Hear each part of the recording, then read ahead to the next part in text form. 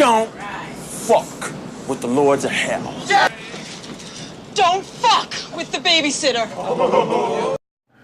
What's up, guys? It's Prime Time. Today, for you, I'm going to review Adventures in Babysitting. Adventures in Babysitting is one of those thrillers, or not really a thriller, it's just like you have to watch in order to know what's going on in the movie. One thing leads to another, which leads to another, which leads to another. Now, you start off, you get Chris. Chris is the main character of the story. She's the babysitter, and basically, her night, she was going to go on a date, and she gets dumped.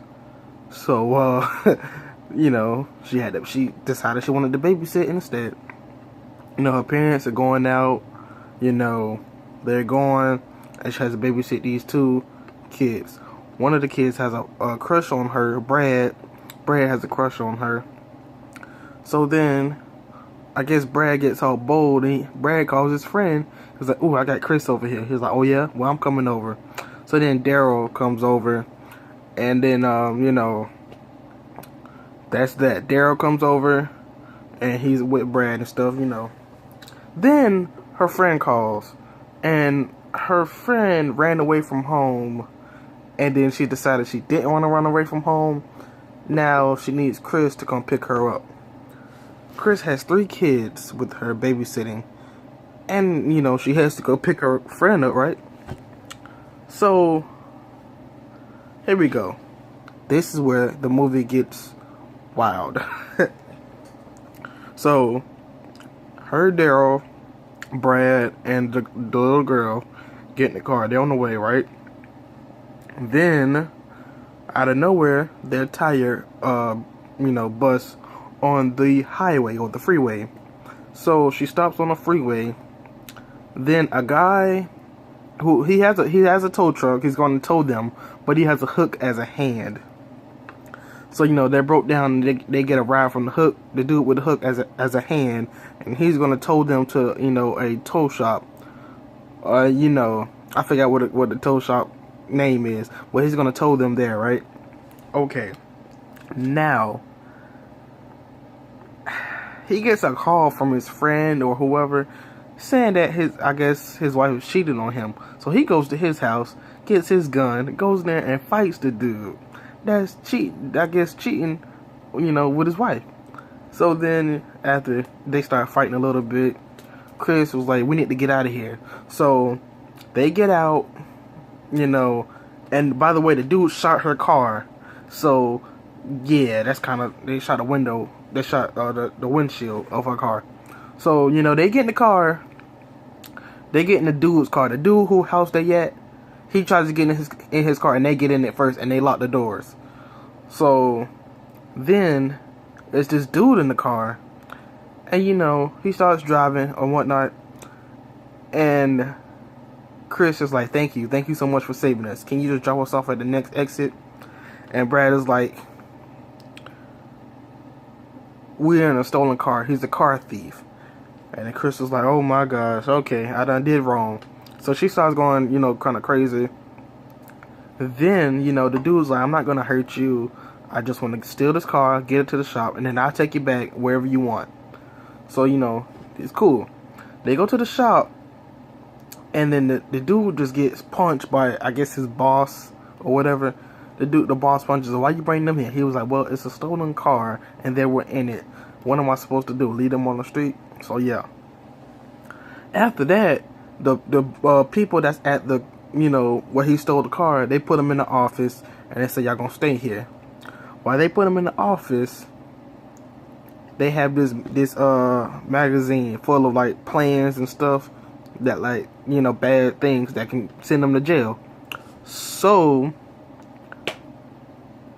Daryl took the magazine, and, you know, he took it, and they had to escape by climbing up and going over the railing of the roof.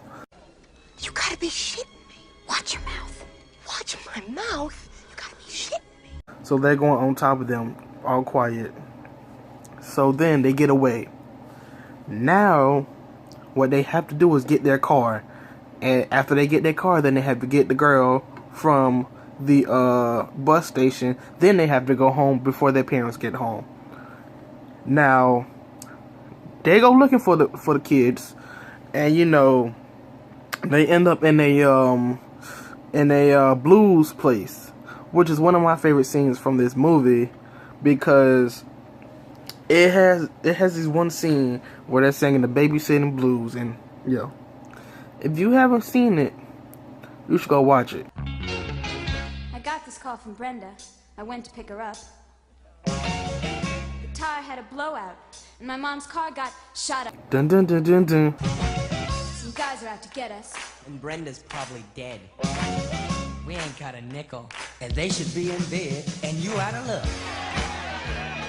Out of luck watching these guys. Now that you've seen that scene, I just had to show you guys that scene. I mean, I love the scene. But you know, they get out of there, they escape, and now they're on feet walking. And you know, they are still looking for the car. The girl, on the other hand, she goes to sleep, and a woman takes her glasses, and then a lot of bad stuff is happening to her. She can't see, so she picks up a rat. She thinks it's a cat, and you know, there's a lot of stuff happening to her as well. But now what's happening is that they're still getting chased, and while they're getting chased, they find the man. You know, the people find him. So what happens is they get on the bus. I mean, not the bus, the train. They get on the train. While they're on the train, these two gangs walk in. And they about to stab each other and kill each other. Then, you know, she was like, "Can you just wait till we get off, till y'all start killing each other?" She was like, and they started disrespecting her. Then Brad gets up, tries to defend her, and the dude has a knife and he just stabs him in the toe. And then you get this one scene. They go to the hospital, and mind you, he has a stab wound in his toe, and the doctor is like, "Doctor, the guy with the stab wound just died." And then, you know, they come in, and he was like, "Who you looking to see?" And he's like, they're like, "We're looking for the person with the stab wound." He was like, "Uh-oh, your friend is dead." And then, you know, they pass out, but he's not dead. He was talking about somebody else. So yeah. Then they see the people again. You know, the people who were fighting with the hook in his hand. Yeah, he told them that their car is at a certain place. If they can go to that place, then that, you know, he paid for it and everything. All they need is $50 for the tire. So yeah. Then they somehow walk, and they at a college party. Somehow they go to a college party. So, you know, somehow Chris meets up with this dude, and then the dude takes them to get a car. I mean, takes them to the car shop. After they go to the car shop, they get the car. Dude didn't want to give it to him because she had $49. So dude was like, "Nah, you good." Well, then the daughter, I mean, not the daughter, the little girl is in love with Thor, so she thought he looks like Thor. So, you know, she gave him a speech and all. And then after that, they go, and then they somehow, because they lost a little girl, end up at the place where their parents are.